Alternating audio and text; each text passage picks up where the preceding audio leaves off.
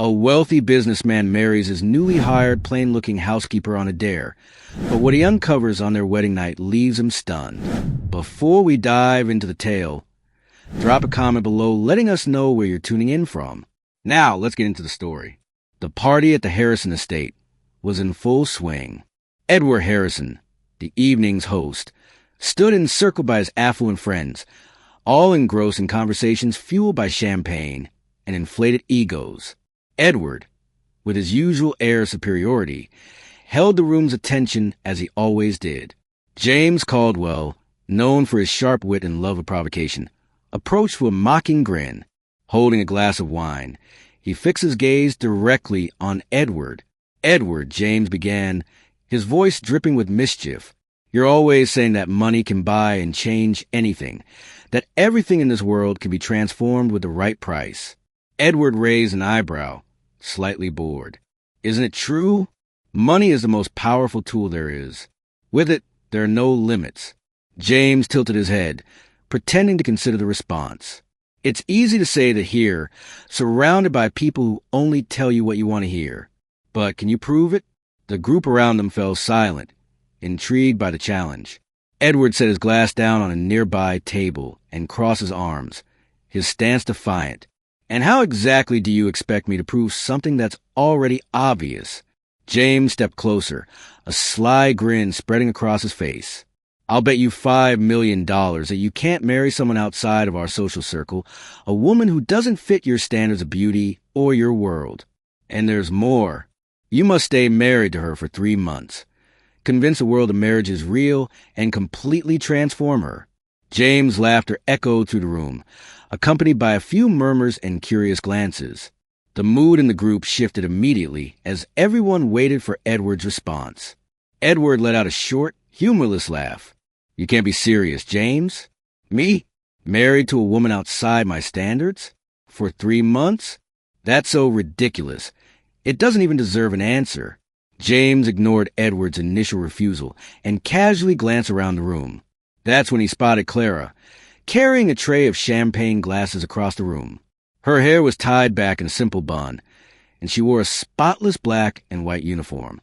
Her posture was humble, her eyes downcast as she diligently did her job.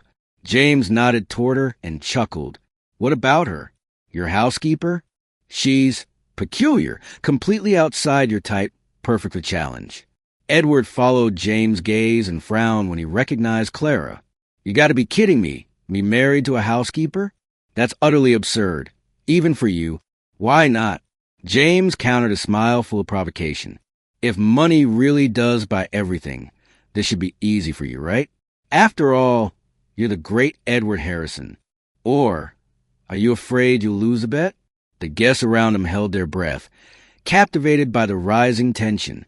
Edward kept his gaze locked on James, feeling the challenge strike at his pride. He knew that backing down now would make everyone see him as a coward, something he couldn't allow. Edward licked his lips, carefully considering his next move. Finally, he picked up his glass of wine and took a small sip before declaring, with a cold smile, "Deal. 3 months with her. And I'll prove to you there's no challenge I can't conquer."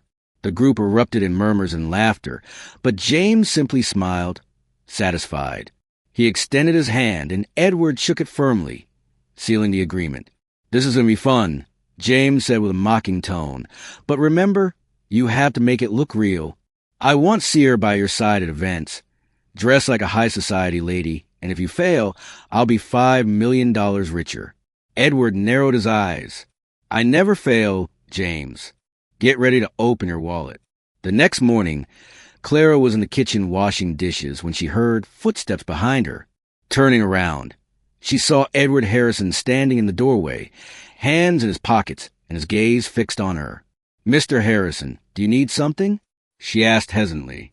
"Yes, Clara," he replied, stepping closer. "I need to talk to you. It's about a proposal." Clara frowned, confused.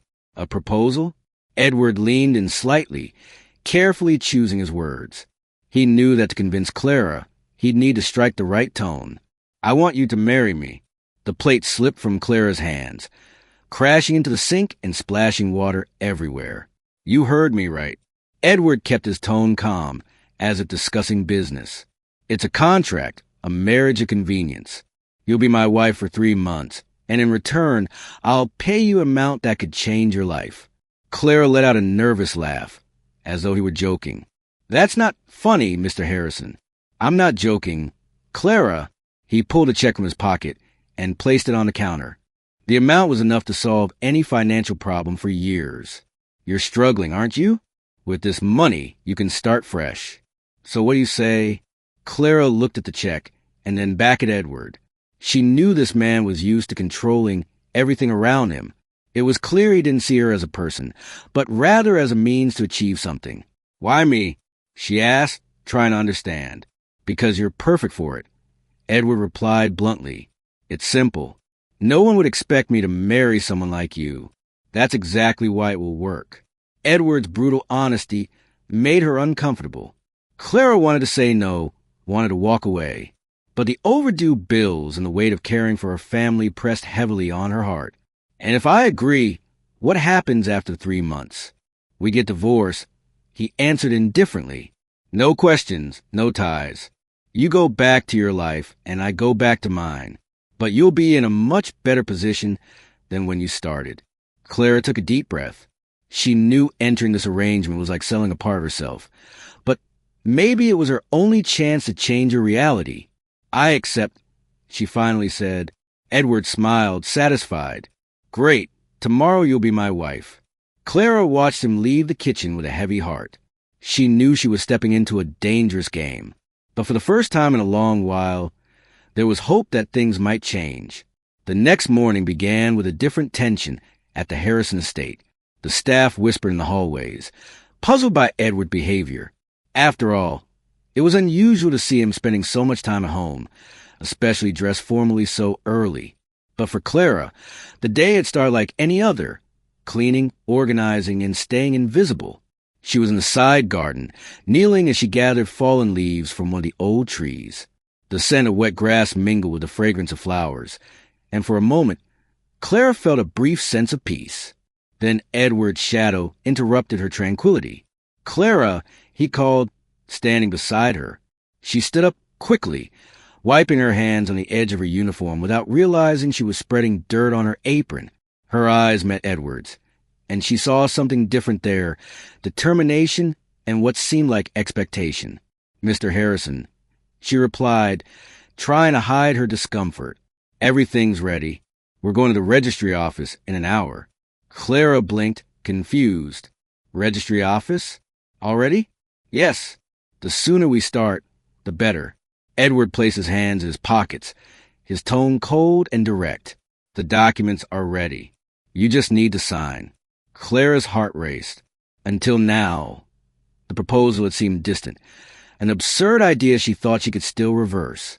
But now, with the formality of marriage imminent, it all felt very real. I need more time, she said hesitantly. Edward tilted his head, observing her. Time for what? You already agreed, Clara, and I'm not used to waiting. She wanted to back out, but memories of her humble home, her younger siblings' tired faces, and the mounting debts held her back. Sighing, she nodded. All right, she said in a low voice. I'm ready. An hour later, Clara was seated in the back of Edward's car, a black limousine that felt even more uncomfortable than the situation she was in. The driver drove in silence while Edward typed messages on his phone, oblivious to her presence. She looked out the window, watching the city rush by. Where she came from, downtown felt like a completely different universe. Huge buildings, luxury stores, and well-dressed people who never looked around. We're here, Edward said suddenly, put his phone away. The car stopped in front of a discreet but imposing building. Clara stepped out of the car hesitantly, while Edward held the door for her. Inside the registry office, 2 lawyers were already waiting, along with a small group of staff who had clearly been instructed not to ask questions. Clara's stomach churned as she picked up the pen to sign the papers. Her hands trembled, but she forced herself to stay calm. In just a few minutes, she was officially Mrs. Harrison. Edward shook the registrar's hand and turned to Clara with a faint smile.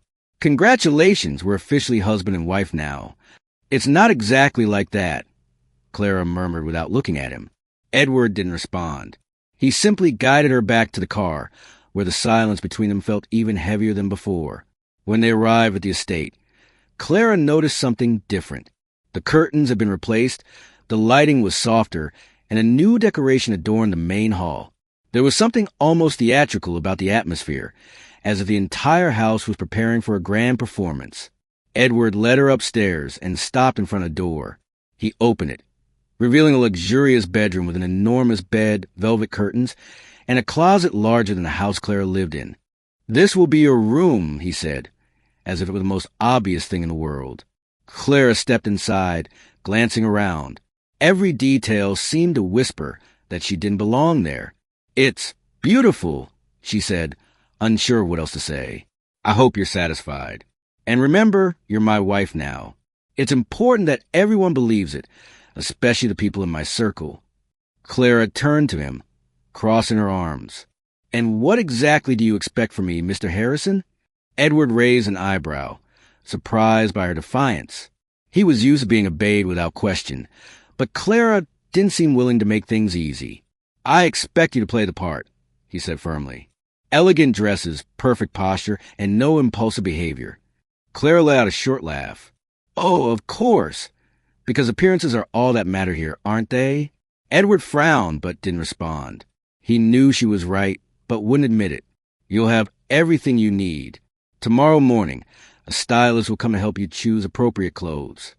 Clara sighed, feeling the weight of it all. She didn't want to accept it, but she knew she was trapped in this arrangement. "Fine, if that's what you want, I'll do my part. But don't expect me to change who I am." Edward shrugged, as if it didn't matter to him. "That's your problem, Clara. As long as you stick to the agreement, I don't care who you are." With that, he left the room, leaving Clara alone in the vast, cold space. She sat on the edge of the bed, feeling small and out of place. Tears threatened to fall, but she held them back. 3 months, she whispered to herself. Just 3 months. Meanwhile, outside, Edward walked down the stairs with determined steps, his mind already focused on the next moves in the bet. He couldn't quite explain it, but there was something about Clara that unsettled him. She wasn't like the others in his life, and that bothered him. The game had begun, but neither of them was prepared for the twist the future held. The next morning, Clara was awakened by the sound of soft knocks at the door. Before she could respond, an elegant and imposing woman in a perfectly tailored suit entered the room with confident steps. Behind her, 2 assistants carried a rack full of luxurious dresses. "Good morning, Mrs. Harrison," the woman said with a professional smile. "My name is Victoria, and I was hired by your husband to help you dress appropriately for upcoming events." Still sitting on the bed, Clara blinked in confusion. "Upcoming events?"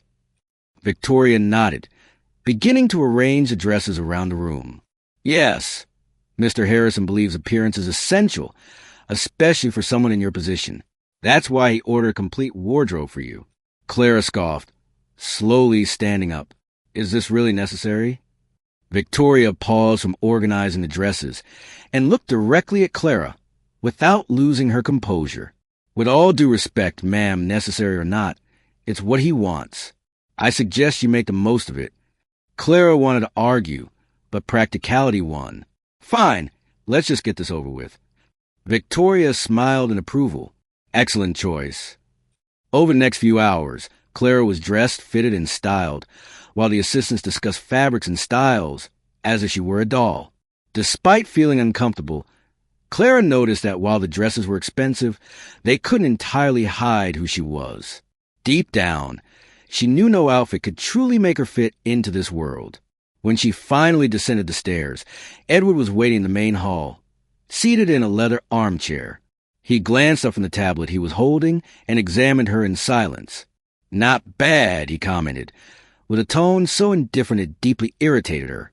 "Thanks, I guess," Clara replied, crossing her arms. Edward stood up and adjusted his tie, ignoring her sarcasm. "We have an event tonight, a dinner with some of my friends. It's important that you're prepared." Clara narrowed her eyes. "A dinner? And when exactly were you planning to tell me about this?" Now, he said as if the answer were obvious. Clara sighed, tired of that attitude. Fine, but don't expect me to pretend to be someone I'm not. Edward. Edward gave a slight smile. As long as you don't embarrass me, that's all that matters. The dinner was held at a luxurious restaurant known for its exclusive clientele and extravagant decor. When Edward and Clara arrived, all eyes immediately turned to them, while he walked with his usual confidence. Clara followed by his side, trying to ignore the curious stares. At the table, James was already waiting, along with two other friends who had been part of the bet. As soon as Clara sat down, James gave a sarcastic smile. "So this is the famous Mrs. Harrison," he said, his tone bordering on mockery. Clara felt her face flush, but she maintained her composure. "Yes, that's me." James laughed. "I have to admit, Edward, you've outdone yourself this time." Edward gave James a cold glare, but said nothing. He knew that reacting would only make his friends enjoy it more. Clara, however, decided she wouldn't let James get away with it. "And you, James, do you usually spend so much time judging other people's lives?" The question caught the table off guard. James choked on his wine, while the others chuckled discreetly. Edward looked at Clara, surprised, but didn't intervene. There was something about her attitude that he couldn't ignore. Strength and courage, even in such a hostile environment. The dinner continued with superficial conversations, but Clara could tell she was being scrutinized the entire time. Every gesture, every word seemed to be observed by Edward's friends. She felt like she was on display, but she didn't let it show. When they finally left the restaurant, Clara let out a sigh of relief as she got into the car. "That was interesting," she said, looking out the window. Edward leaned forward slightly, his eyes fixed on her. "You handled it well." Clara turned to him, surprised by the compliment. "Thanks, I guess." Edward gave a half-smile, but said nothing. He realized he had underestimated Clara, and that left him unsettled. In the following days, Clara started to get used to the routine at this state, though she still felt out of place. The staff, who had initially looked at her with suspicion, began to respect her for her humility and dedication. Meanwhile, Edward watched everything from a distance. He was a man used to controlling every detail of his life, but Clara represented a mystery he couldn't quite figure out. One night, while reviewing documents in his office, he heard light footsteps approaching. He looked up and saw Clara standing at the door, holding a cup of tea. "You look like you need a break," she said, walking in without asking for permission. Edward raised an eyebrow, surprised by her boldness. "And you think you can tell me what to do?" Clara shrugged, placing the cup on the desk. "It doesn't hurt to try." Edward picked up the cup, inhaling the scent of fresh herbs. "Thanks," he said after a moment's hesitation. Clara sat in one of the office chairs, glancing at the papers scattered across the desk. "You work a lot." "Someone has to," he replied curtly. Clara smiled lightly. "Even so, you should rest sometimes." Edward looked at her, intrigued. There was something about her simplicity that unsettled him, as if she reminded him of something he'd long forgotten. "You're different," he said without thinking. Clara tilted her head, surprised. "Different how?" "I don't know." Edward shook his head, trying to push the thought away. "Just different." Clara laughed softly. "I guess I'll take that as a compliment," Clara said, standing up to leave. Before heading out, she glanced at him one last time. "Good night, Edward." "Good night, Clara," he replied, his gaze steady. When the door closed, Edward leaned back in his chair, still holding the teacup. For the first time in a long while, he felt an odd sense of peace, though he couldn't quite understand why. The next morning, Edward called Clara to the backyard garden, where an unusual setup awaited. A table was arranged under the large oak tree, covered with books, silverware, crystal glasses, and a small notepad. In the shade stood Victoria, Clara's stylist, with a formal smile. Beside her was an elegant woman with gray hair who radiated authority. Clara narrowed her eyes at the scene. As she approached, Edward turned to her with his usual impassive tone. "Clara, this is Margaret," he said, gesturing to the woman with gray hair. "She's an etiquette and manners specialist. Over the next few weeks, You'll have daily lessons to learn how to behave according to your new position. Clara frowned. Etiquette lessons? Are you serious? Completely serious, Edward replied, crossing his arms and looking at her as if daring her to refuse. You need to know how to behave at the events I attend. We can't leave anything to chance. Clara let out a short, incredulous laugh. Of course, because nothing is more important than looking perfect for the people you want to impress, right? Exactly, he said, ignoring the sarcasm. Let's begin. Clara knew she was stuck in this arrangement and couldn't simply walk away, but that didn't mean she was going to make things easy for Edward. She sat down at the table, crossing her arms. All right, teach me how to be perfect then.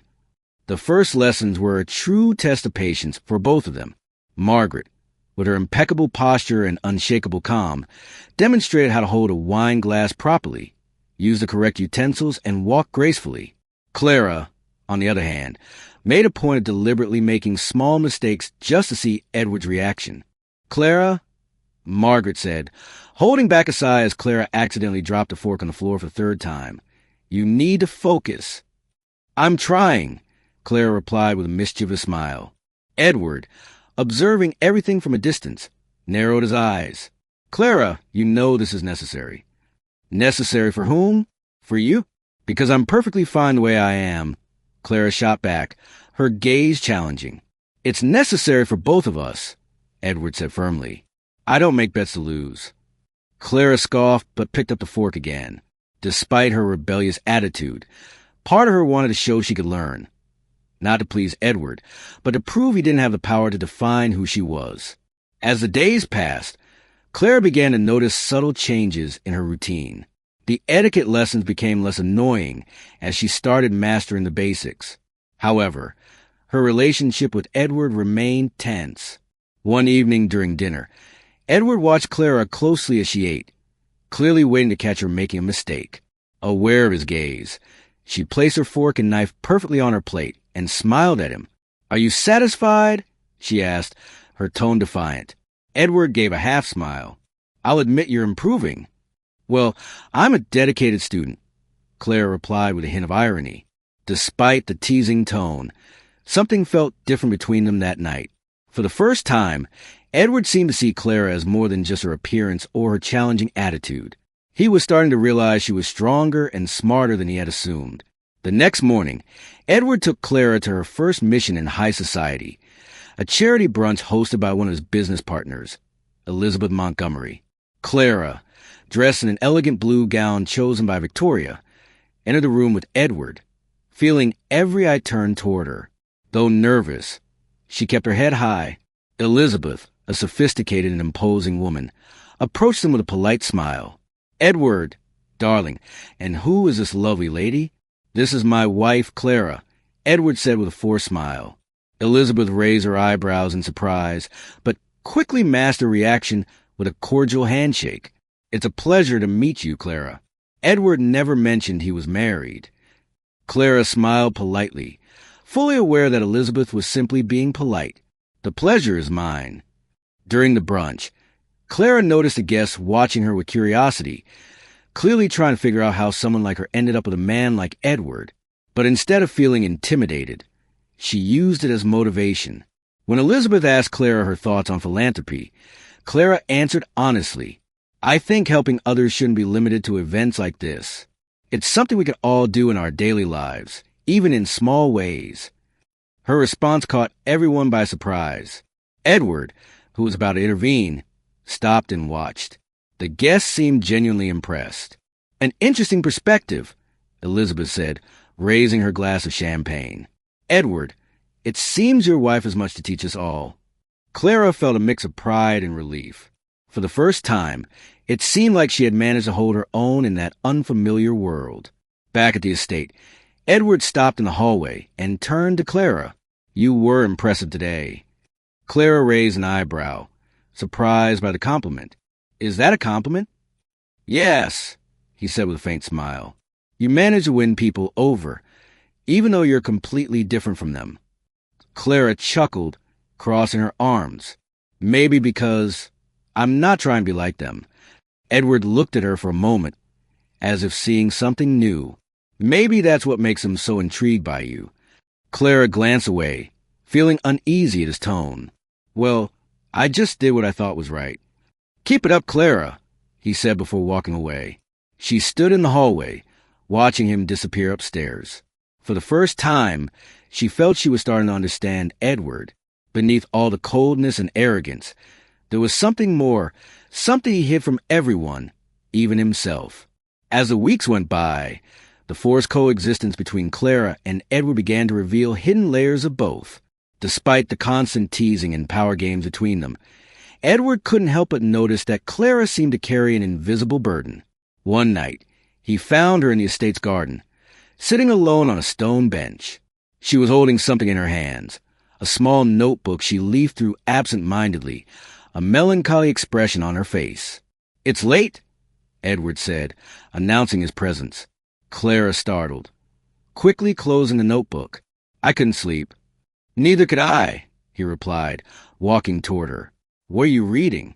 "It's just something of mine," she answered evasively. Edward sensed her discomfort and let the matter drop, but his curiosity had been piqued. There was something important about that notebook, and he wanted to know what it was. The next day, while Clara was helping in the kitchen, Edward sat in his office, his thoughts divided between the reports he was reading and the image of her in the garden. He didn't know why, but that little notebook intrigued him more than he wanted to admit. Shortly after lunch, while Clara was busy downstairs, Edward went to her room. He hesitated before opening the door, but finally gave in to his curiosity. On the dresser, next to a vase of wilted flowers, was the notebook. He picked it up carefully, flipping to the pages. What he found surprised him. Notes and sketches, almost like a diary. Some pages contained doodles of flowers and landscapes, while others were filled with bits of text and thoughts. One page, in particular, caught his attention. There was a drawing of two small children holding hands with a woman. Below it was a note, "I promise to protect them, no matter the cost." Edward frowned. Who were those children? He didn't know Clara had siblings or children. That evening, during dinner, Edward couldn't hide his unease. He watched Clara closely, trying to decipher her. "Why are you looking at me like that?" she finally asked, setting her fork down. "Do you have siblings?" he asked, ignoring her question. Clara froze for a moment, but quickly regained her composure. "Why do you ask?" "Just curious," he replied, revealing nothing. Clara averted her gaze, clearly uncomfortable. "I have two younger brothers. They're fine. At least, I hope they are." "You don't talk to them?" Clara sighed, placing her fork down. "There's not much to say. It's been years since we've been in touch. They live with an aunt in another city." Edward noticed the bitterness in her voice, but didn't press further.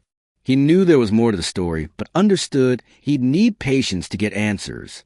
A few days later, while Clara was out with Victoria, Edward called his trusted assistant, Michael, for a conversation. "I want you to find out everything you can about Clara," he said, handing him a photo. "Anything specific, Mr. Harrison?" Michael asked, curious. "Family, past. Anything she might be hiding," Edward replied, avoiding eye contact, feeling a pang of guilt for what he was doing. "Understood. I'll report back soon." The next morning, Edward received a report from Michael. It was a complete dossier on Clara. He read it in silence, feeling the weight of each page. Clara had grown up in a humble neighborhood, taking care of her two younger brothers from a young age. Her parents had died in a car accident when she was only 17, leaving her as the sole caretaker of the children. For a few years, she worked 2 jobs to support them, but eventually lost custody because she couldn't provide a stable home. Edward felt a tightness in his chest as he imagined Clara facing all that alone. He had never stopped to consider that she might have endured such hardships. Among the documents was an old photo of Clara and her brothers. She looked so young and full of hope, holding the children in her arms. That night, Edward found Clara again in the garden, sitting on the same bench where he had seen her before. This time, he approached more cautiously and sat down beside her. "I need to ask you something," he said directly. Clara looked at him warily. "What is it now? Why have you never mentioned your family?" Clara pressed her lips together, surprised by the question. "I don't see how that's any of your business." "Maybe it's not," he replied, his tone softer. "But I read about what happened." Clara's eyes widened. "You? Read? What did you do?" Edward sighed. "I needed to know who you really are, Clara, and now I do." She stood up abruptly, crossing her arms. "Do you think you can just invade my life like this? My story isn't some game for you to explore, Edward." "I'm not playing Clara," he said, standing as well. "I just want to understand why you're so guarded, so closed off. And now I do. You fought alone for so long that you believe you can't trust anyone." Clara shook her head, tears threatening to fall. "You don't know anything about me." "I know you lost everything," he said firmly, "and yet you never gave up. That's more than I can say about most people I know." Clara stood silent, staring at the ground. "I know I can't change what happened," Edward continued, "but I want you to know that at least while you're here, you're not alone." Clara looked at him, surprised by the sincerity in his voice. For the first time, she saw something genuine in Edward, something that made her reconsider her opinion of him. "Thank you," she said finally, before heading back into the estate. Edward stayed there for a while, gazing at the starry sky. For the first time in years, he felt he might be beginning to understand the true value of the people around him. The night was particularly cold, and the Harrison estate felt quieter than usual. Clara, sitting in her room, looked out the window, watching the city lights in the distance. Though surrounded by luxury, she felt lonelier than ever. Her conversation with Edward about her past still echoed in her mind. She was about to turn off the lights when she heard a soft knock at the door. Confused, she stood and opened it to find Edward standing there with an unreadable expression. "Sorry to bother you so late," he began hesitantly, "but I need to talk." Clara raised an eyebrow. Edward never showed hesitation, and seeing this side of him intrigued her. "About what?" "About us and this situation," he said, gesturing vaguely. She stepped aside, letting him in. Edward walked into the room, pacing as if trying to gather his thoughts. Finally, he turned to her, crossing his arms. "I know I pressured you into this arrangement," he began, his voice lower than usual. "And I know I haven't exactly been kind." Clara tilted her head, surprised by his humble tone. "Is this an apology?" Edward gave a crooked smile. "Maybe it is. I'm not very good at this." She crossed her arms, watching him curiously. "Why are you saying this now?" "Because I've realized you deserve more than what I've offered so far," he admitted, looking directly at her. Clara was silent for a few moments, processing his words. It was the first time Edward seemed truly vulnerable. "I never asked for anything, Edward," she said softly. "All I did was agree to the terms of your game."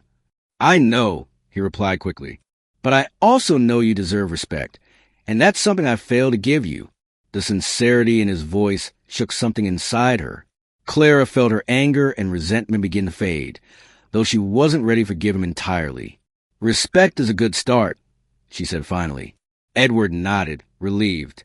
"Can I stay here for a while?" "If you promise not to criticize my simple furniture, I suppose you can," she replied, a touch of humor bringing a genuine smile to his face. As the night wore on, the two found themselves sitting on the floor, sharing a bottle of wine Clara had stashed in a drawer. Their conversation flowed naturally, surprising them both. Edward opened up about his childhood, something he rarely did. He spoke about the pressures of growing up in a wealthy family, where emotions were seen as weaknesses and results were all that mattered. "My mother always said love was a distraction," he said, swirling the wine in his glass. "She said relationships are like business deals. You go into them expecting a return." Clara chuckled softly. "That explains a lot." "Don't be so quick to judge me," he said with a tired smile. "I know I'm a product of this environment, but sometimes I wonder how things might have been different." Clara observed him for a moment. "Try to imagine what was behind that cold, controlled facade. You can still change, Edward." "You think so?" He looked at her, genuinely curious. "I think anyone can change if they want to," she replied with conviction. Edward's eyes softened. "What about you? What would you change if you could?" Clara was silent for a few moments. I wish I'd been stronger in the past. Maybe my brothers would still be with me if I had fought harder. Clara, you did everything you could, he said firmly. You can't blame yourself for that. That's easy for you to say, she murmured, looking down. Edward leaned forward, holding her gaze. You're the strongest person I know, and if no one's ever told you that before, I'm telling you now. Clara felt tears welling up in her eyes, but didn't let them fall. Instead, she gave a faint smile. Thank you, Edward. In the days that followed, their relationship began to change subtly. Though they still exchanged playful remarks, there was now a layer of understanding and respect between them. One afternoon, Clara was in the garden tending to the flowers when Edward approached with a relaxed expression. I need your help, he said. Clara turned, surprised. Help with what? I have an important meeting tonight, and I think it would be good if you came with me. She raised an eyebrow.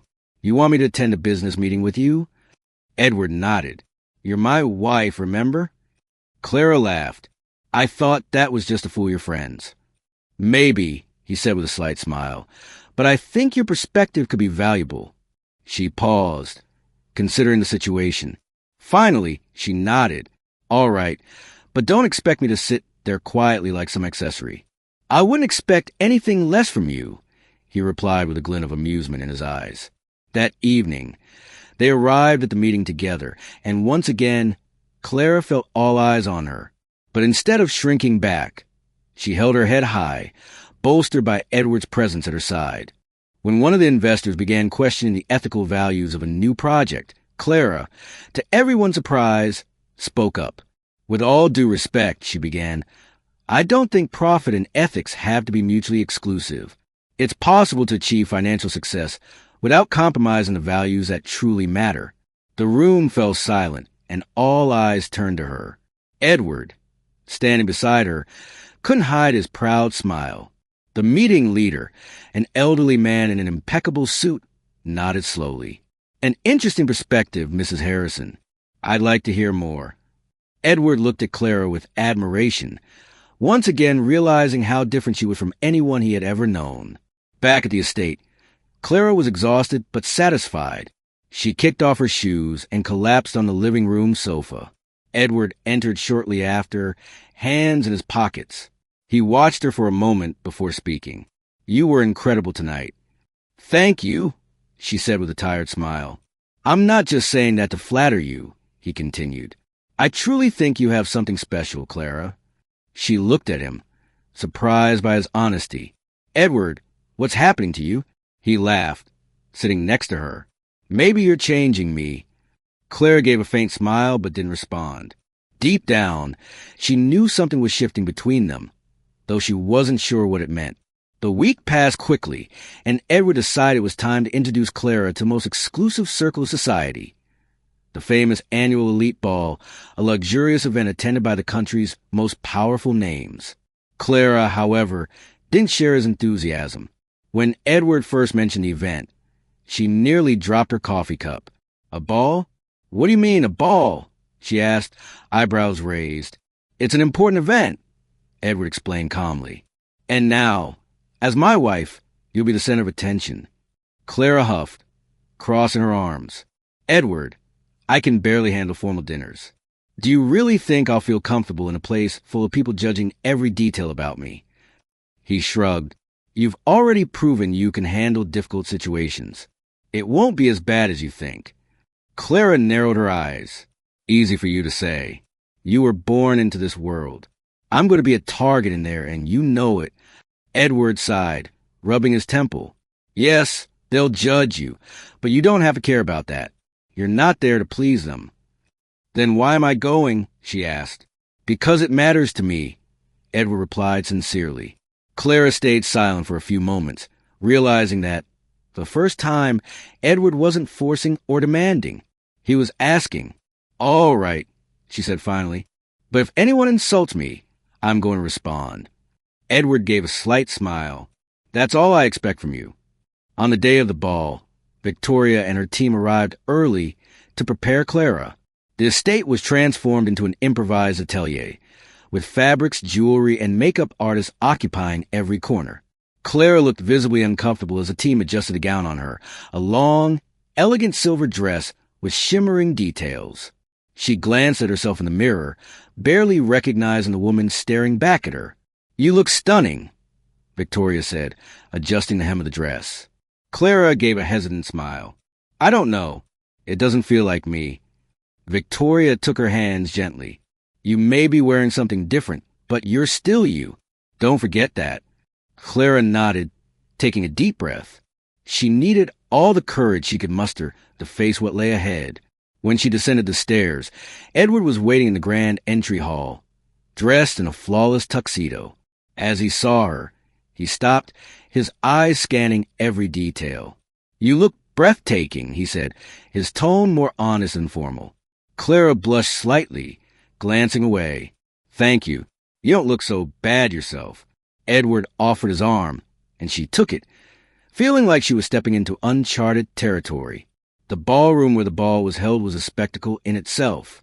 Crystal chandeliers hung from the high ceiling, illuminating tables adorned with exotic flowers and golden candelabras. A live orchestra filled the room with an elegant melody.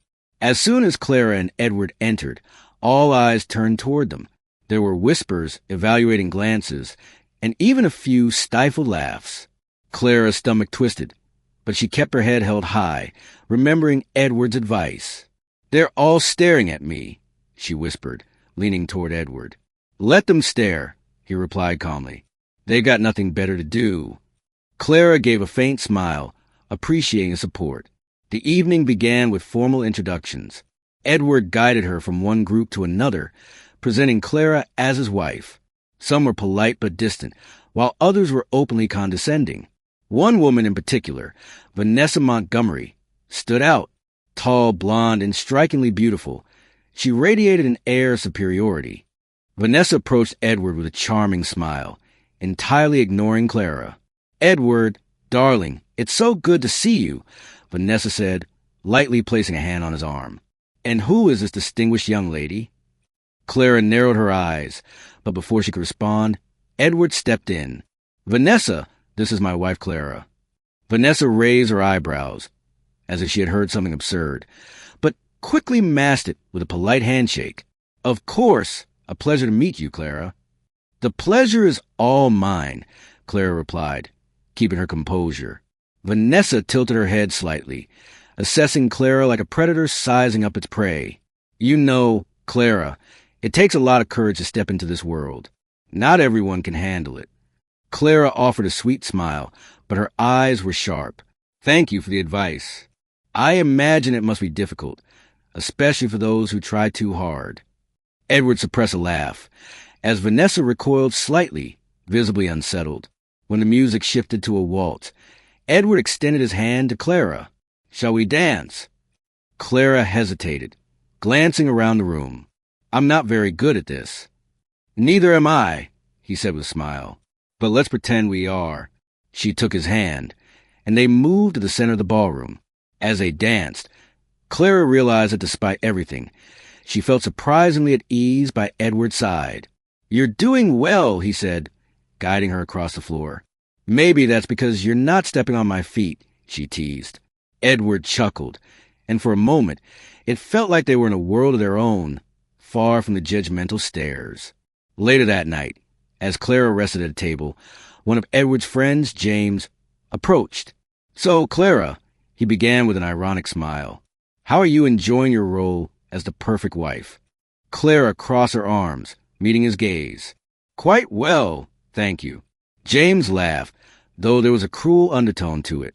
"I have to admit, you're doing better than I expected. But tell me, how long do you think it will last?" Clara felt anger rising, but kept her composure. "James, what exactly are you trying to prove?" "Me? Nothing," he replied, feigning innocence. "I just find it fascinating how Edward managed to find someone so unconventional." Before Clara could respond, Edward appeared, placing a firm hand on James's shoulder. "That's enough, James." James shrugged, raising his hands in surrender. "Relax, Edward, just having a little fun." Edward held his stern gaze until James backed off. Then he turned to Clara. "Sorry about that," he said. "No need to apologize," she replied. "I can handle people like him." Edward looked at her for a moment, admiring her strength. "I know you can." When they finally left the ball, Clara felt immediate relief. In the car, as the city lights passed by the window, she turned to Edward. "Why did you really bring me here?" she asked. "Because I wanted them to see who you are," he answered without hesitation. Clara gave a faint smile, but said nothing. For the first time, she felt that Edward saw her as more than just a pawn in his game. The days after the ball brought a different atmosphere to the Harrison estate. Clara and Edward began to understand each other in ways neither of them expected. Yet their newfound connection also brought new tensions. As Clara began to lower her defenses, Edward seemed increasingly troubled by something he wouldn't reveal. Clara noticed it in small gestures, the nights he stayed late at the office, the distant look during dinners, and conversations that occasionally ended abruptly when personal topics surfaced. One morning, as she entered the library searching for a book, Clara found Edward sitting at the desk, staring at a picture frame in his hands. He didn't notice her presence until she cleared her throat. "Everything okay?" she asked, noticing his melancholic expression. Edward quickly set the frame back on the desk and tried to mask his feelings. "Yeah, just memories from the past." Clara approached, curious. She saw that the photo showed a younger couple, clearly Edward's parents, standing next to a boy she assumed was Edward as a child. The smiles in the photo contrasted with the tense expression he wore now. "They look happy," Clara said softly. Edward sighed, running a hand through his hair. "They seemed happy, but the truth is rarely as simple as a photograph." Clara sat in the chair across from him. "Want to talk about it?" Edward hesitated. He wasn't the type to share feelings or vulnerabilities, but something about Clara invited trust. "My father was difficult," he began in a low voice. "He believed that the only way to succeed was through complete control, controlling people, business, even family. And my mother, she just went along with it, never questioned him." Clara sensed the bitterness in his voice. "And you grew up in the middle of that." Edward nodded. He expected me to follow in his footsteps, to become a copy of him. And for a long time, I did exactly that. I convinced myself he was right, that the world was a place where only the strongest survive. "What about your mother? What did she think?" Edward looked away, as though the answer weighed heavily on him. "She always said family came first. But in practice, she chose my father and his demands over everything. She never stood up for us." Clara sat silently, processing what he had said. For the first time, it felt like she was seeing the real Edward, the man behind a cold, confident facade. "Maybe that's why you're so reserved," she said carefully. Edward gave a dry laugh. "Reserved is a generous word. The truth is, I learned not to trust anyone. It's easier that way." Clara leaned forward, locking eyes with him. "But you don't have to live that way, Edward. You can be different." He looked at her for a moment, as though trying to believe her words. But before he could respond, the estate's doorbell echoed through the halls, breaking the moment. The sound was insistent, as if whoever was outside wouldn't leave until answered. Edward and Clara made their way to the entrance, where Michael, Edward's assistant, was already checking the security monitor. "It's James," Michael said, his voice tinged with concern. Edward frowned. What does he want now? When the door opened, James entered with his usual arrogance, but there was something different about him. He seemed more aggressive, almost furious. "Edward, we need to talk," James said, ignoring Clara's presence. "I'm listening," Edward replied, folding his arms. James glanced at Clara and rolled his eyes. "In private, anything you have to say, you can say in front of her," Edward said firmly. James let out a sarcastic laugh. "Oh, so now she's your confidant? Interesting, considering what's at stake." Clara frowned, feeling her discomfort grow. "What's going on?" Edward shot a cold glance at James. "Say what you came here to say." James pulled a folder from inside his jacket and placed it on the table. "Here's everything. Proof that your bet went too far." Clara froze. "Bet? What bet?" Edward closed his eyes, as if the weight of the moment were crushing him. He had known the truth would come out eventually, but not like this. Not so suddenly. "Clara," James began, his tone cruel. "Edward made a bet with us. He said he could marry someone like you, a woman completely outside his world, and keep you by his side for 3 months. It was all a game to him. You were just a piece on his chessboard." The silence that followed was devastating. Clara looked at Edward, waiting for him to deny it, to say James was lying. But he said nothing. "Edward," she asked, her voice breaking. "Clara, Edward tried to speak, but the words died in his throat. She stepped back, feeling as though the ground beneath her had vanished. So all of this was a lie? Every word, every gesture? "It's not that simple," he said desperately. Clara laughed bitterly, but there was no joy in her laughter. "Not simple? You played with my life. Edward, you used me for some stupid bet." "Clara, please listen to me," he said, moving closer. "No," she shouted, stepping away. "I don't want to hear anything else. You're exactly the man I thought you were when I first met you. Cold, selfish, and incapable of caring about anyone but yourself." James, satisfied with the chaos he had caused, gave a condescending smile. "Well, I think my work here is done. Enjoy the evening." He left, leaving Clara and Edward alone. Clara took a deep breath. "Try and stay calm." "I can't stay here, Edward. Not after this." "Clara, please," he pleaded. "I know I was wrong, but it wasn't just that. I truly care about you." She looked at him, tears streaming down her face. "If you cared, you never would have done this." Without waiting for a response, Clara went upstairs and began packing her things. Edward remained in the room, feeling utterly defeated. For the first time in his life, he realized he had lost something money couldn't buy. Clara left the estate that night, refusing Edward's offer to drive her. She didn't know where she was going, but she knew she needed to leave. The pain of his betrayal was too deep to ignore.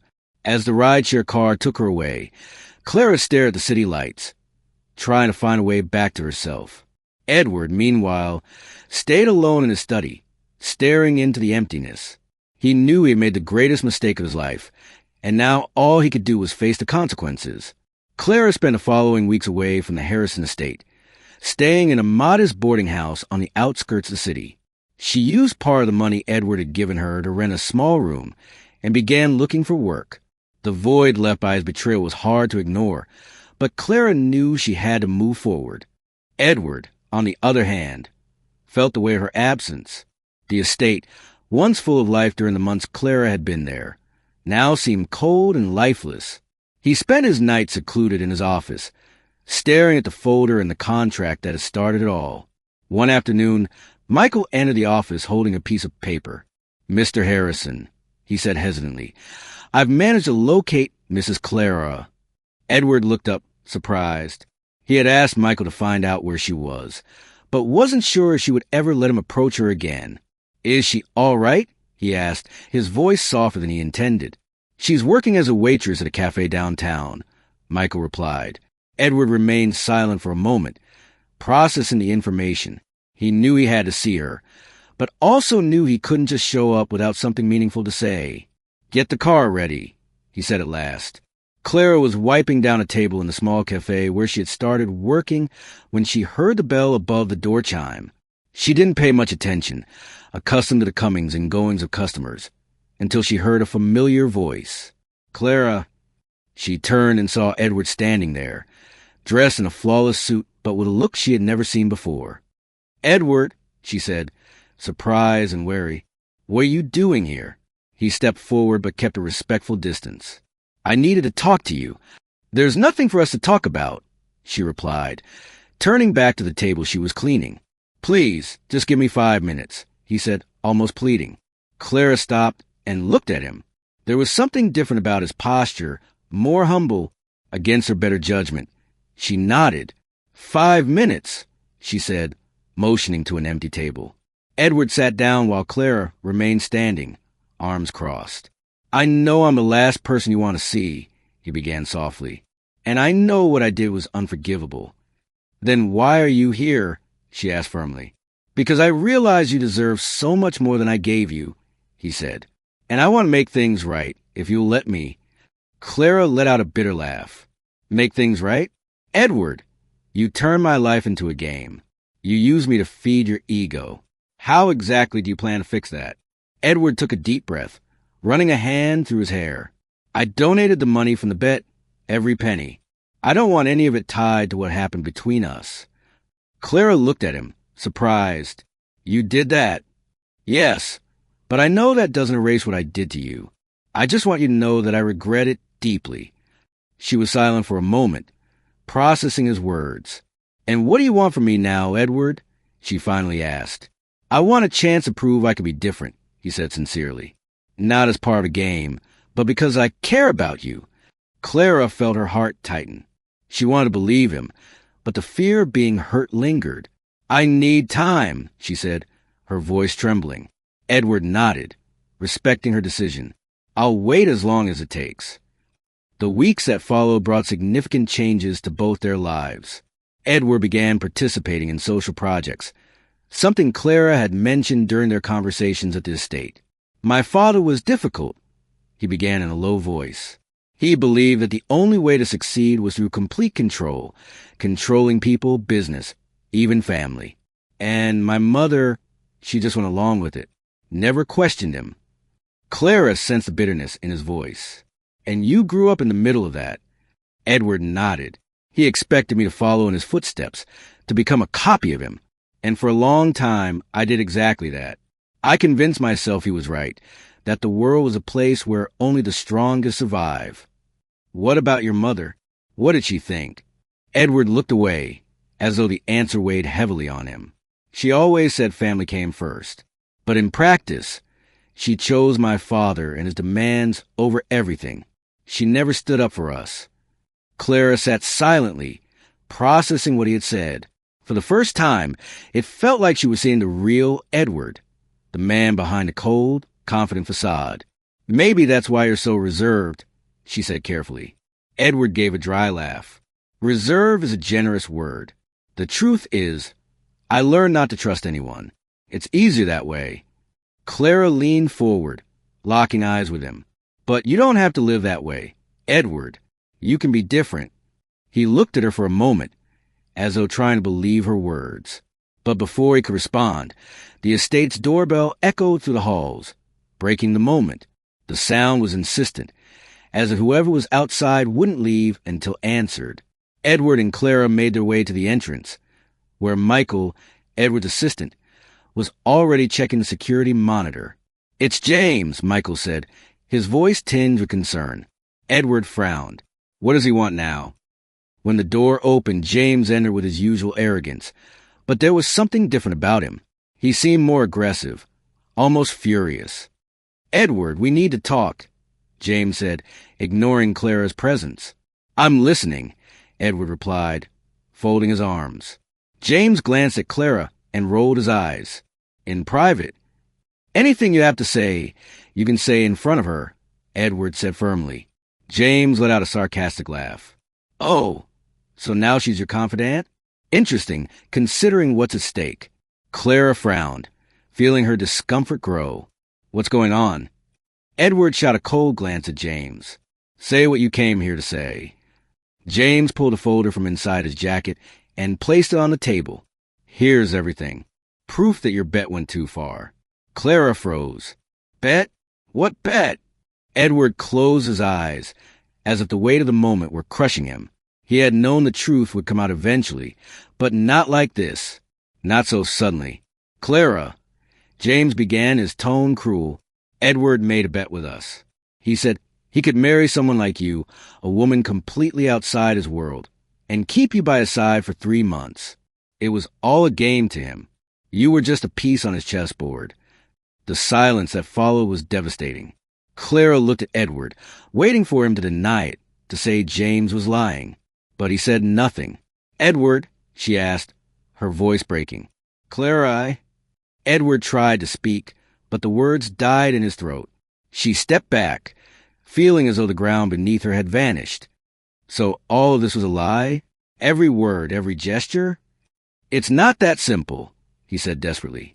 Clara laughed bitterly, but there was no joy in her laughter. Not simple? You played with my life.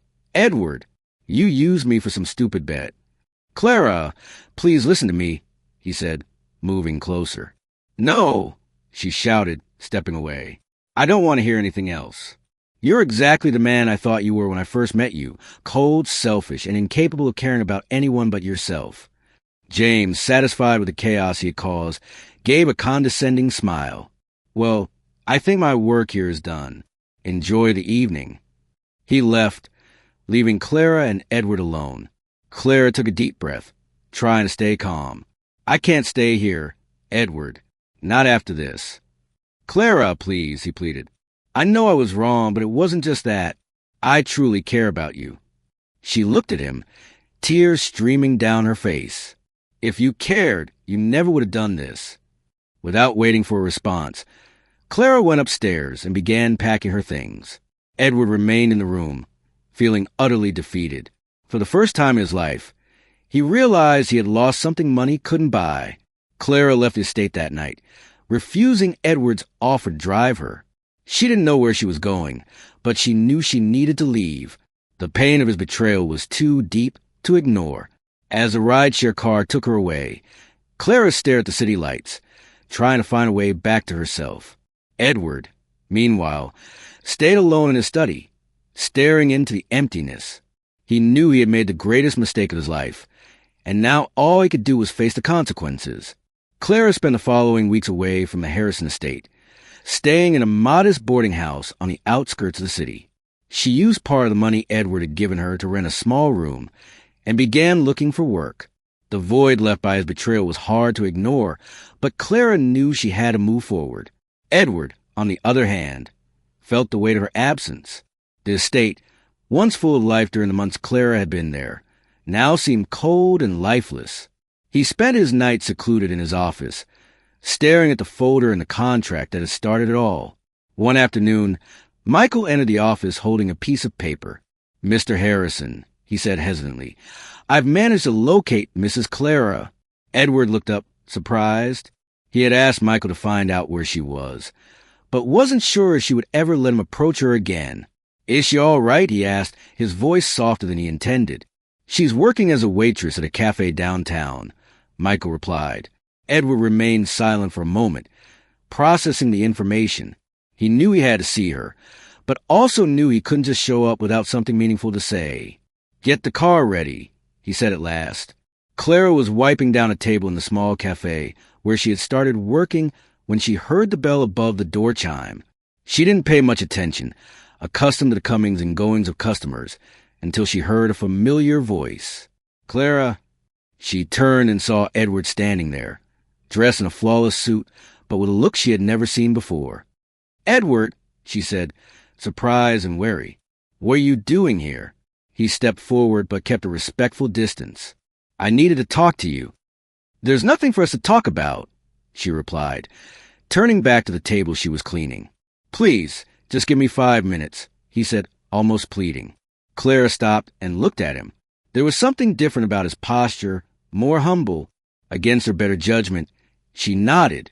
5 minutes, she said, motioning to an empty table. Edward sat down while Clara remained standing, arms crossed. I know I'm the last person you want to see, he began softly, and I know what I did was unforgivable. Then why are you here? She asked firmly. Because I realize you deserve so much more than I gave you, he said, and I want to make things right if you'll let me.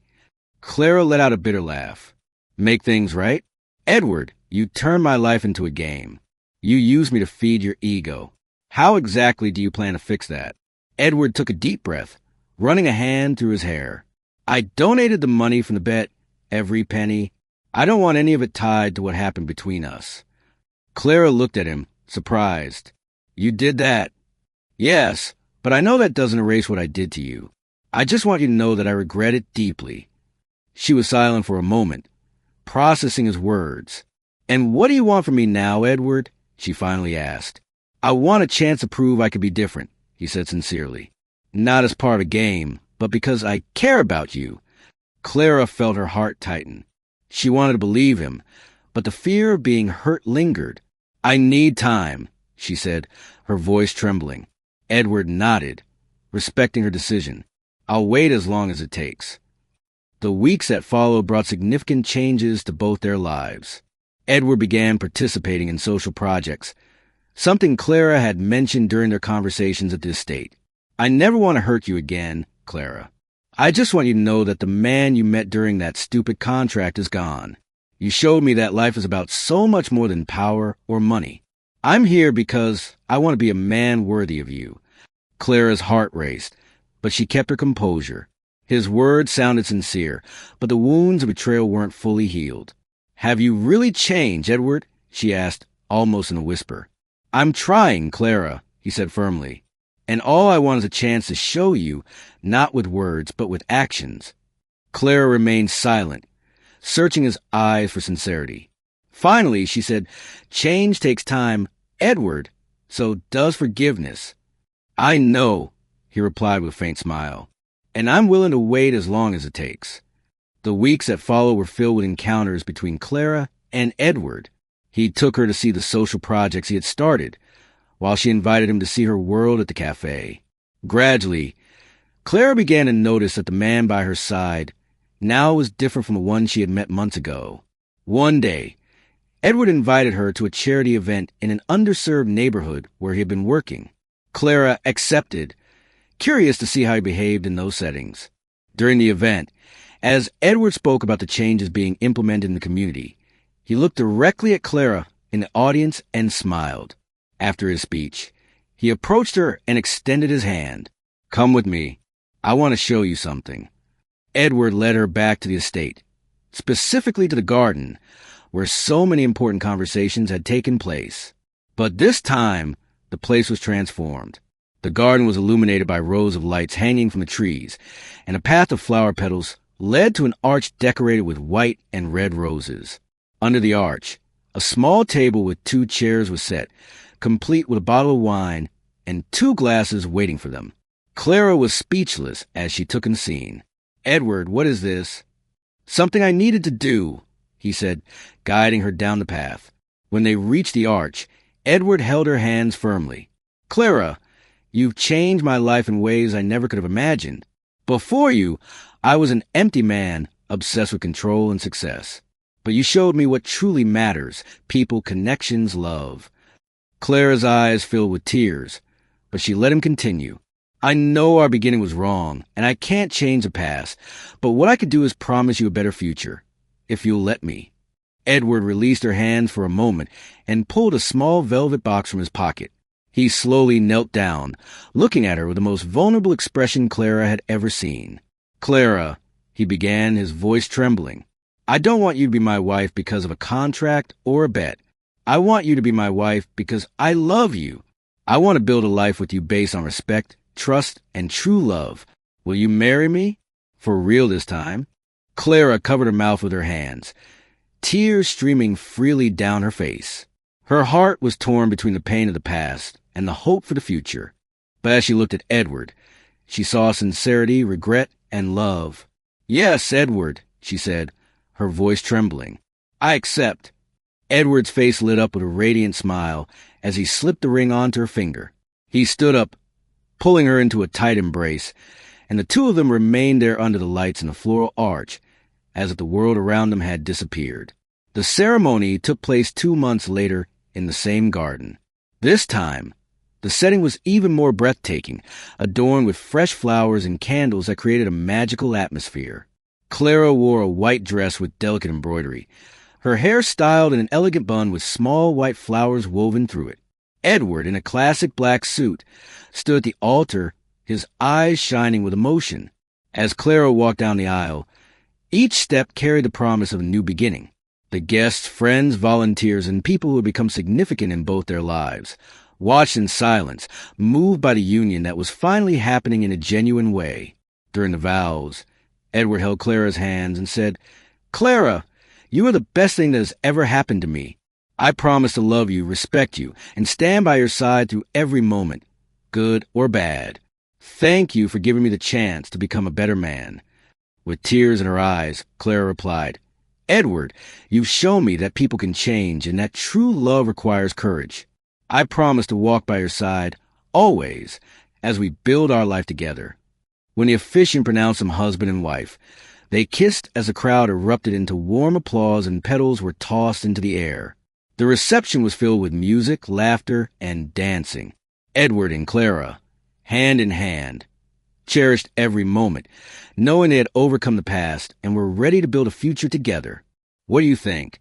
Did Clara do the right thing by forgiving and marrying Edward? Share your opinion in the comments below. And don't forget to rate this story from 0 to 10. What's your score? Subscribe to the channel and turn on the notification bell to keep up with all our stories. And check out more emotional stories by clicking here on the end screen.